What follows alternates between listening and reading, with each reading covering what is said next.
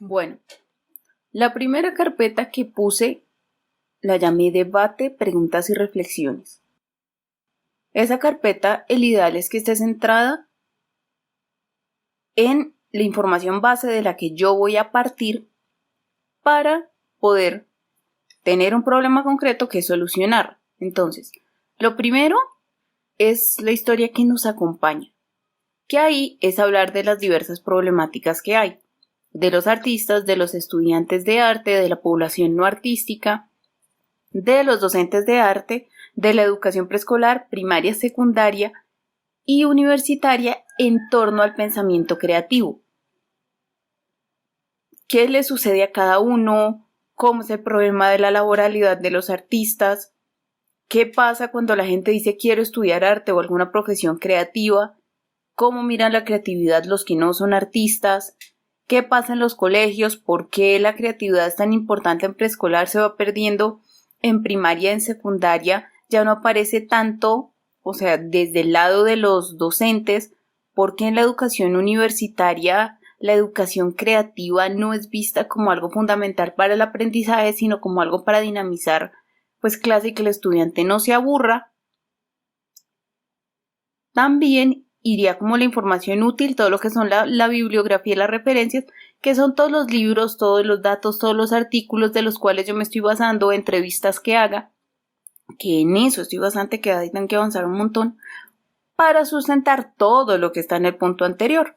Y después de eso creo que ya vendrían, bueno, de hecho vienen, porque pues puse que se llama como entre por qué sí que pasaría así, como todas esas reflexiones personales que yo estoy haciendo como al respecto, donde yo me pregunto por qué pasa, por qué los artistas no podemos aspirar a los mismos salarios, por ponerlo en un término muy raso, que las otras profesiones, porque conseguir trabajo nos cuesta más, o porque sobre todo la población adulta que no es artista no quiere saber de tijeras, de bisturí, de carteleras, marcadores y cosas por el estilo. Después de eso, entraríamos como una cosa que se llama recolección de datos, donde primero estaría como el mapa de cómo se va a mover todo, qué significa cada cosa, qué conecta con qué, y cuáles son la hoja de ruta de cada uno de los puntos que establecí en particular. Y después de eso iría el diccionario. Hijo de madre, se me está enfriando el arroz con huevo.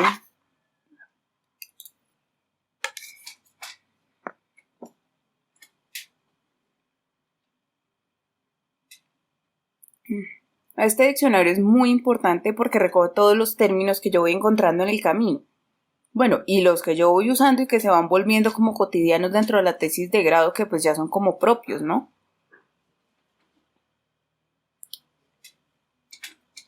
En ese diccionario tengo que colocar como sobre todo los que sean como términos complicados, extraños, transdisciplinar, multidisciplinar, creativo, pensamiento, cosas muy así que en verdad sean definiciones muy puntuales con las que la gente no puede estar familiar o puede que no esté familiarizada. Eso. Y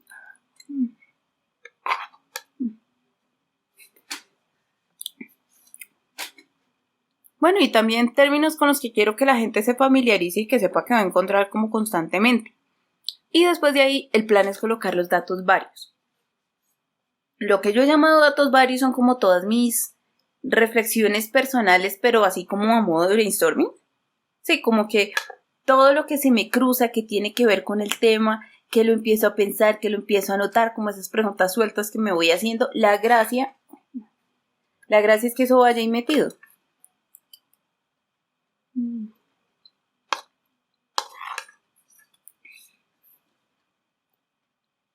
Después de eso, ya quiero empezar con las ideas y con las soluciones. O sea, ideas como productos concretos con los cuales yo voy a mostrar, pues, como la investigación que he hecho. Tengo dos cosas como ideas. Uno son los bodegones contemporáneos.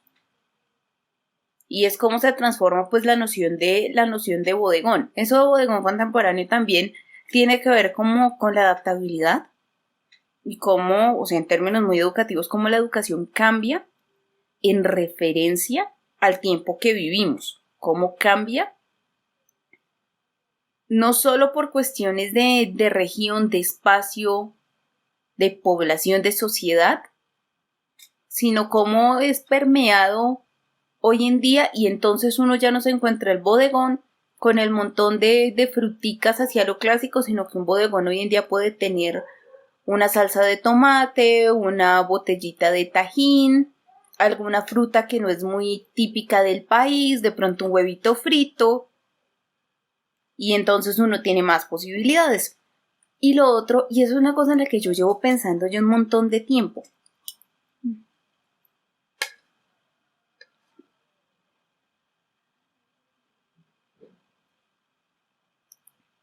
Y es el proyecto de música para educar. Discúlpame que estoy comiendo, pero es que después se me enfría el arroz con huevo y lo que tengo es un hambre. El cuento de la música para educar es que lo que yo más o menos me he imaginado es un concierto que pues suceda después de sacar un CD donde haya muchas bandas. Yo siempre lo pienso pues en bandas de ska porque es como lo que más me muevo, pero igual podría caber de todo, punk, rock, pop, lo que sea. Pues también yo pensaría en esos géneros underground a los que en general no les dan demasiada cabida. ¿Para qué? Para decir, por ejemplo, la banda de Pepito. Tengo estos temas: tablas de multiplicar, regla de 3, binomio cuadrado perfecto.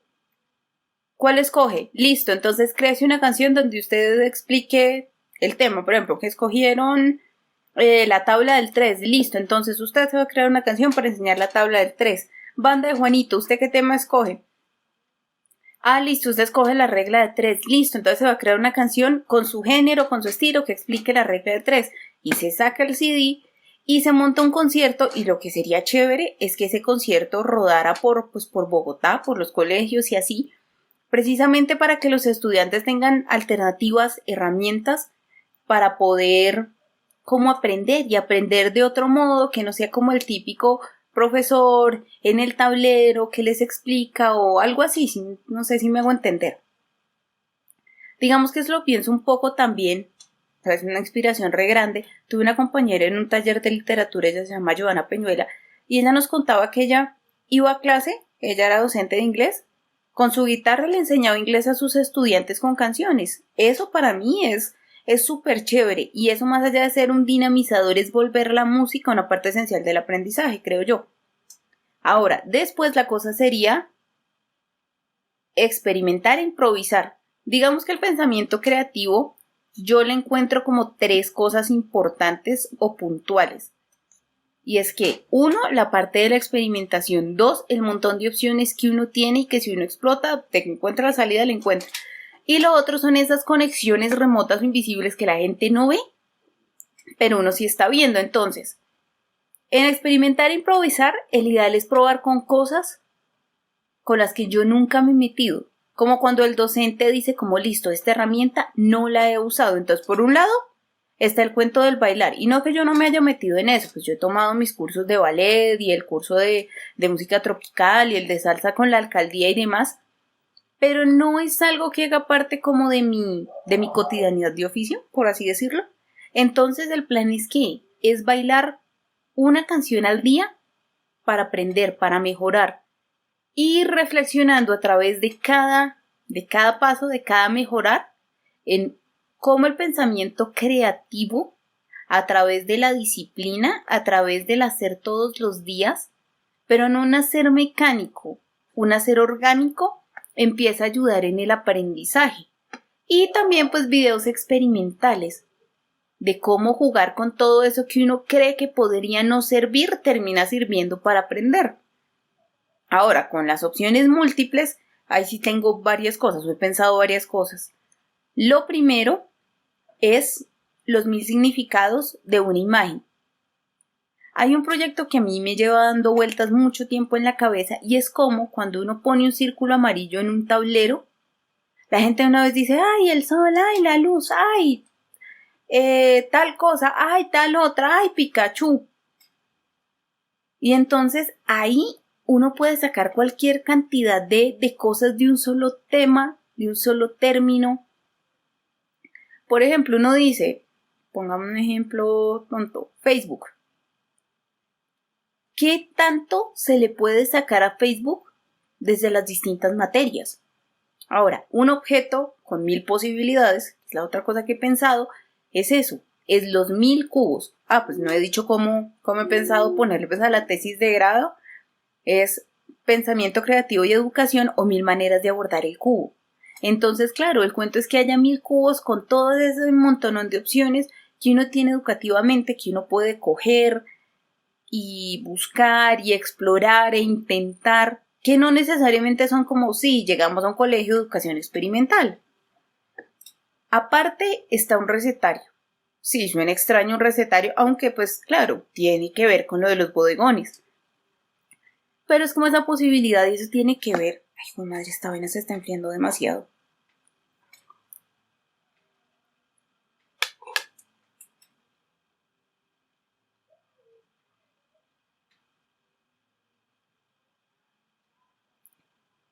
Tiene que ver con el cuento que yo presenté en la entrevista de la maestría, que ese cuento está basado en una historia de la vida real. Y tiene que ver con el hecho de que, listo, usted en una semana tiene, pues así fue la historia, yo tuve una semana que cocinar solamente con berenjena porque no había más. Y no había plata y no había qué hacer. Y eso fue como, empiece a trabajar la cabeza, sáquele, dele la vuelta, vuélvasela a dar. La gente no se puede aburrir, no hay más que comer, no vamos a pedir prestado, vamos a sacar la comba al palo con esto. Y lo otro son las 30 maneras de abordar, pues puse 30 como por cada día del mes. Y eso tiene que ver con relatos y con microcuentos. Entonces, estoy trabajando los microcuentos del rastro de tu sangre en la nieve. También he empezado a trabajar unos microcuentos que tienen que ver con Sherlock Holmes y quiero trabajar unos cuentos que tienen que ver con el marciano verbista. El marciano verbista es un personaje que apareció en una de mis primeras entregas de taller. Y es un personaje, porque ya lo tengo caracterizado, cuyo gusto, y tiene que ver eso con el diccionario, es ni siquiera cuyo gusto, cuya profesión, porque por eso es verbista, es explicar verbos, es hablar como del lenguaje. Y pues a ese marciano le pasan un montón de historias por el solo hecho de que inicialmente era un marciano verbista que estaba en la luna. Pero después resulta que no solo estaba, sino que estaba viviendo en la luna, después resulta que no era la luna, sino que era Marte, y después resulta que no era uno, sino que le salió un gemelo y pues el montón de aventuras que también tienen que ver con eso, con cómo un pequeño cambio puede hacer que una explicación sea distinta y una persona la aborde diferente. Y por último, lo que había pensado es trabajar lo de las conexiones remotas o invisibles. Lo primero son los conjuntos de cosas. Conjuntos de cosas agrupados, o sea, primero eso. Madre, esperen un segundo.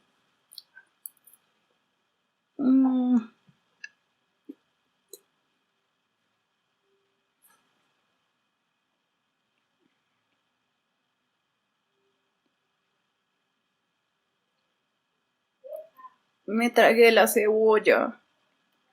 En serio, tengo todas las ganas del mundo de inventarme un detector de cebollas en el arroz.